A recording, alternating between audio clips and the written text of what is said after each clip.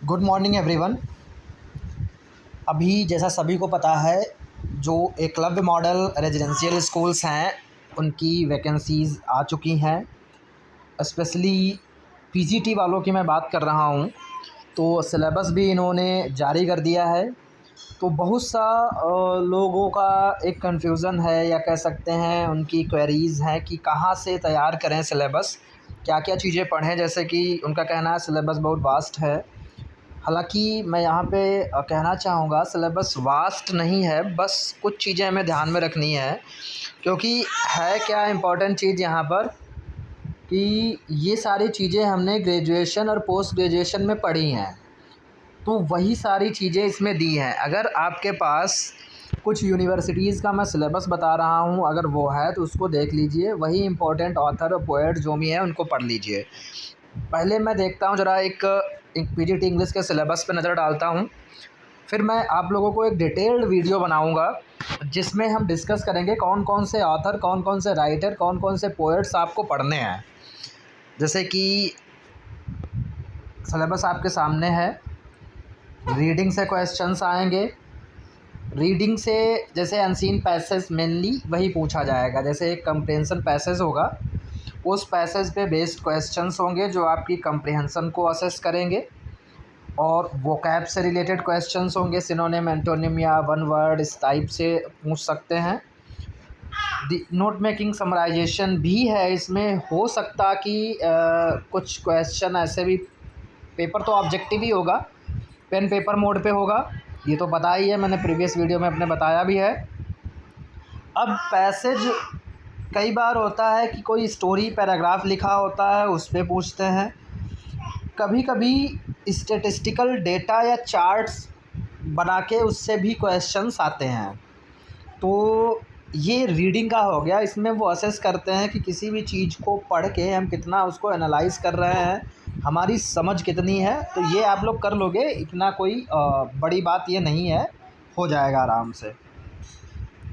फिर creative writing skills से related questions आएंगे, और इसको आप लोगों ने अभी किया ही था अगर केवीएस पीजीटी इंग्लिश का पेपर दिया है।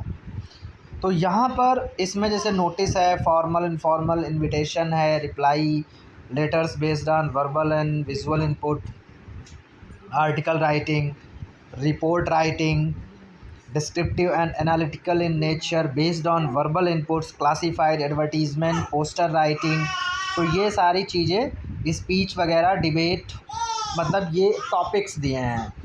अब इनसे जो एमसीक्यू पूछे जाएंगे, और एमसीक्यू वो पूछेंगे वो आपका रहेगा कि जैसे फॉर्मेट पूछ दिया या कैरेक्टरिस्टिक्स पूछ दिए उसके, जैसे कि ऑप्शन में 5 दिए हैं, कोई ऑप्शन कोई फ़ीचर, उसमें 2 हैं जो उस चीज़ के फ़ीचर नहीं हैं।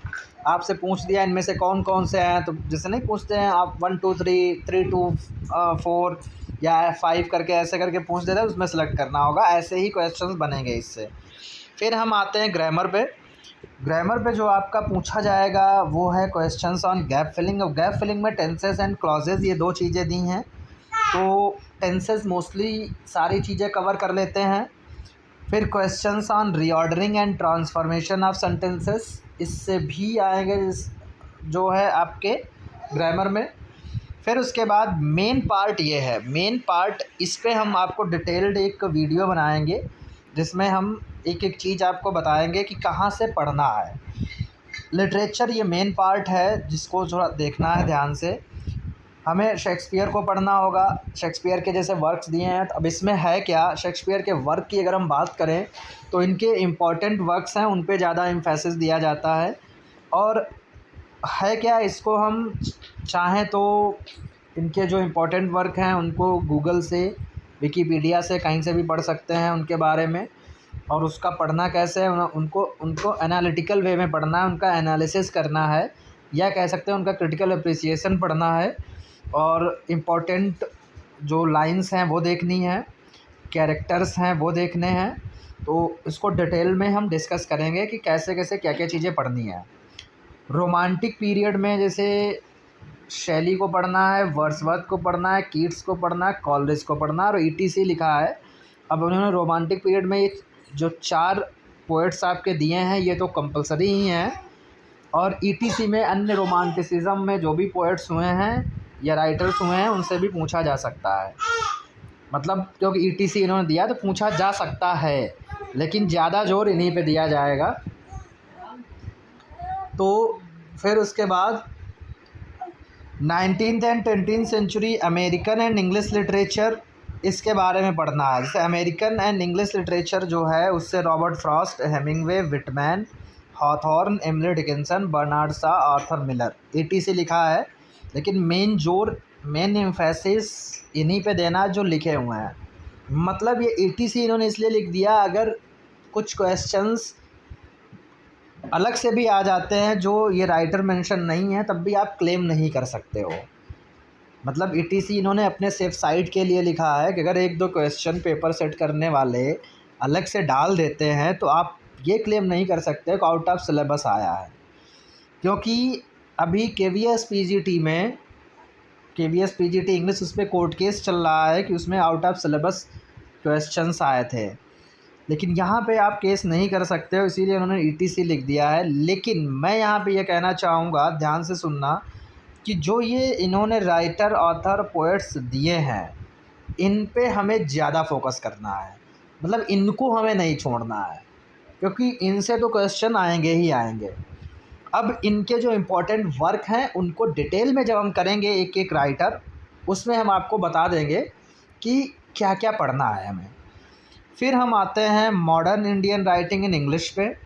इसमें जैसे इन्होंने दिया Anita Desai, Vikram Seth, Nissim Ezekiel, K N. Daruwalla, Ruskin Bond, R K. Narayan, Mulk Raj Anand, Khushwant Singh. तो इनके वर्क हमें देखने हैं, इनकी पोएम्स देखनी है, इनके नॉवेल्स देखने हैं, शॉर्ट स्टोरी देखनी है, इनकी फ़िक्शन देखने हैं, तो इनको पढ़ना। ये इंडियन राइटर हैं। फिर modern writing in English from other parts of the world, मतलब ये वर्ल्ड लिटरेचर है। वर्ल्ड लिटरेचर में Latin America, Africa, Australia, south Asia, तो इसका भी लिटरेचर हमें देखना होगा। अब सबसे ज़्यादा कन्फ्यूजन इसी में है, ये जो पार्ट है, मतलब जो लास्ट में इन्होंने मेंशन किया है, जो जिसको हम वर्ल्ड लिटरेचर कह सकते हैं एक बार, जिसमें Latin America, Africa, Australia, south Asia. तो अभी तक लोगों के मेरे पास मैसेज आए सर ये कहाँ से पढ़ना है, कैसे पता चलेगा, तो बड़ा वास्ट है। तो वास्ट जैसा कुछ है नहीं, इसमें कुछ चीज़ें फ़िक्स हैं, कुछ ऑथर्स हैं, कुछ राइटर्स हैं, पोएट्स हैं, वो फ़िक्स हैं, वो मैं आप लोगों को बता दूंगा। बस उनके वर्क को, उनके फीचर्स को, वो किस एज में हुए हैं, उस समय कैरेक्टरिस्टिक्स क्या थे, किस चीज़ पे वो फोकस करते थे, टेक्निक्स उनकी क्या थे, स्टाइल ऑफ राइटिंग क्या थी, तो ये सारी चीज़ें मैं आपको बता दूंगा। उतना पढ़ लेंगे आपका काम हो जाएगा, ठीक। बाकी ये तो आप लोगों ने पढ़ा ही होगा, जो इधर से रोमांटिक पीरियड हो गया, शेक्सपियर के वर्क हो गए आपके, ये आपका हेमिंगवे, विटमैन जो 19 एंड 20 सेंचुरी के हो गए, इंडियन राइटर भी आप लोगों ने पढ़े ही होंगे। तो ये एक एक डिटेल में हम बात करेंगे, जैसे लैटिन अमेरिका में क्या पढ़ना है हमें, अफ्रीकन लिटरेचर में क्या पढ़ना है, ऑस्ट्रेलियन लिटरेचर में क्या पढ़ना है, साउथ एशिया का जो लिटरेचर उसमें क्या पढ़ना है। तो इसमें एक डिटेल्ड वीडियो रहेगा। तो और अगर बेहतर तैयारी करनी है, सिलेक्शन लेना है, चैनल को सब्सक्राइब कर लीजिए, क्योंकि मेरे वीडियोस इन चीज़ों पर भी आने वाले हैं। एक एक पॉइंट को या एक एक ऑथर को उठा के डिस्कस कर लेंगे हम लोग। पढ़ना आप लोगों को है, बस हम बता देंगे आप लोगों को क्या पढ़ना है, करना खुद ही आपको ही होगा। बस मैं थोड़ी सी चीज़ें जो या कह सकते हैं जो हमें नॉलेज है वो नॉलेज मैं शेयर कर दूंगा आप लोगों के साथ अपना, और एक कह सकते हैं या डायरेक्शन दे दूंगा। करना खुद ही होगा, पढ़ना आप लोगों को ही है। हाँ ये है, बीच बीच में कुछ इंपॉर्टेंट चीज़ें हैं वो डिस्कस कर लेंगे, तो उनको आप डिटेल में देख लीजिएगा। बाकी इस वैकेंसी से रिलेटेड एक और इन्फॉर्मेशन मैं देना चाहता हूँ जिसमें कन्फ्यूज़न बना हुआ है। 2-3 चीज़ें हैं, जैसे कि लोग कह रहे हैं कि जैसे पीजीटी में सर हम क्या अलग अलग सब्जेक्ट से फॉर्म भर सकते हैं, तो बिल्कुल नहीं भर सकते। एडवर्टीज़मेंट जब आप डिटेल में पढ़ेंगे उसमें साफ साफ लाइन लिखी है कि आप केवल एक ही सब्जेक्ट से, सिंगल सब्जेक्ट से ही फॉर्म फिल कर सकते हैं, ठीक, सिंगल सब्जेक्ट से। जैसे मान लो बहुत सारे कैंडिडेट ऐसे होते हैं जिन्होंने पता चला 2-2 सब्जेक्ट में पीजी कर रखा होता है। अब वो अगर कहें कि हम दोनों सब्जेक्ट से सर क्या अप्लाई कर सकते हैं? नहीं, आप सिर्फ़ एक ही सब्जेक्ट से कर पाएँगे, ये लाइन लिखी हुई है इसमें। दूसरा है, अभी ग्रुप में डिस्कशन चल रहा था कि ये वैकेंसीज़ स्टेट वाइज़ हैं, तो आप अपने पर्टिकुलर स्टेट में देखिए वहाँ कितनी वैकेंसी आती हैं, तो वहीं आप अप्लाई कर सकते हैं। तो बिल्कुल बकवास है ये, इस बात में बिल्कुल दम नहीं है। जब आप डिटेल नोटिफ़िकेशन पढ़ेंगे उसमें साफ-साफ लिखा है कि सिटीज़न ऑफ इंडिया आपको होना चाहिए, भारत का नागरिक होना चाहिए।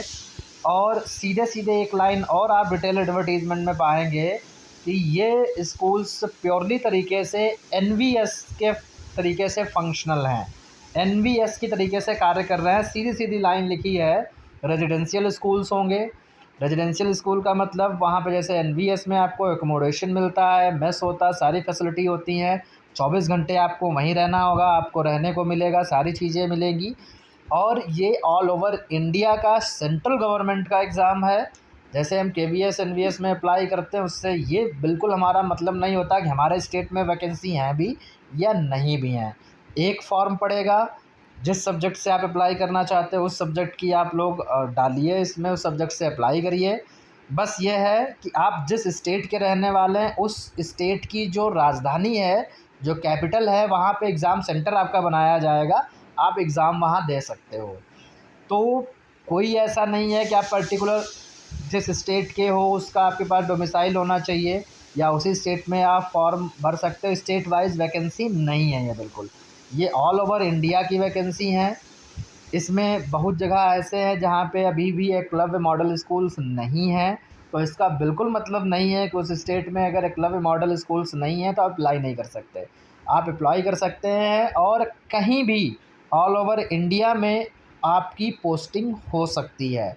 ये भी नहीं है कि आप जिस स्टेट के हो उसी स्टेट के मॉडल स्कूल में आपको भेजा जाएगा, ये भी नहीं है। तो वैसे मैंने बहुत सारी चीज़ें आपको बता दी थी उसमें। दूसरी एक चीज़ है, मैंने पिछले वीडियो में भी बताया था, इस वीडियो में भी बता रहा हूँ, पीजीटी का जो सिलेक्शन होगा रिटन के बेस पे होगा, रिटन एग्ज़ाम होगा, कोई इंटरव्यू नहीं है, कोई पर्सनालिटी टेस्ट नहीं है। रिटन में जब आप जो नंबर लाएँगे उसकी मेरिट बनेगी, बस फिर आपका डॉक्यूमेंट वेरिफिकेशन होगा, जॉइनिंग दे दी जाएगी। तो शायद समझ में आ गया होगा। और एक चीज़ प्रिंसिपल के लिए यहाँ पे किया गया है कि उनका रिटन भी होगा और पर्सनालिटी टेस्ट या इंटरव्यू भी होगा, और उसका रेशियो 80-20 है। मतलब 80% जो है लिया जाएगा रिटन का, 20% इंटरव्यू का। किसके लिए? प्रिंसिपल की पोस्ट के लिए, न कि पीजीटी के लिए। और जितने भी एक और पॉइंट है मेन, वो डिस्कस कर लेते हैं कि जो भी सब्जेक्ट की जो सिलेक्टेड लिस्ट आएगी उसके साथ साथ 10% वेटिंग लिस्ट भी आएगी। मतलब कि जैसे मान लो किसी सब्जेक्ट में अगर 100 सीट हैं, मैं एग्ज़ाम्पल लेता हूँ, इंग्लिश में मान लो 100 सीट्स हैं, तो 100 सेलेक्टेड कैंडिडेट होंगे उस लिस्ट में, और 100 का 10% वेटिंग, यानी 10 और कैंडिडेट होंगे जिनको वेटिंग लिस्ट में रखा जाएगा। और वेटिंग लिस्ट में जो होंगे उनको बिल्कुल साफ-साफ लिखा है, कोई गारंटी नहीं है कि उनको जॉइनिंग दी ही जाएगी, लेकिन जो सीट्स हैं 100 उनको तो जॉइनिंग मिलेगी मिलेगी। अब उन 100 में से कोई जॉइन नहीं करता है तब फिर वेटिंग लिस्ट में से जॉइनिंग दी जाएगी। तो 10% की वेटिंग लिस्ट भी साथ में जारी होगी। तो ये कुछ इम्पोर्टेंट चीज़ें हैं। और भी अगर आपको कुछ पूछना है तो आप पूछ सकते हो, क्योंकि बिना नोटिफिकेशन पढ़े बहुत सारे लोग मतलब वही बातें करते हैं, क्योंकि वो पढ़ते नहीं हैं। तो आपके मन में कोई भी आशंका हो आप पूछिए, मैं बताऊंगा। बाकी इसका डिटेल्ड सिलेबस नेक्स्ट वीडियो में हम डिस्कस करेंगे। स्पेशली जो अगला वीडियो आएगा वो इस चीज़ पे आएगा, ये जो Latin American literature, African literature, Australian literature, south Asian literature, इसमें क्या क्या पढ़ना है हमें, इस पर हम बनाएंगे।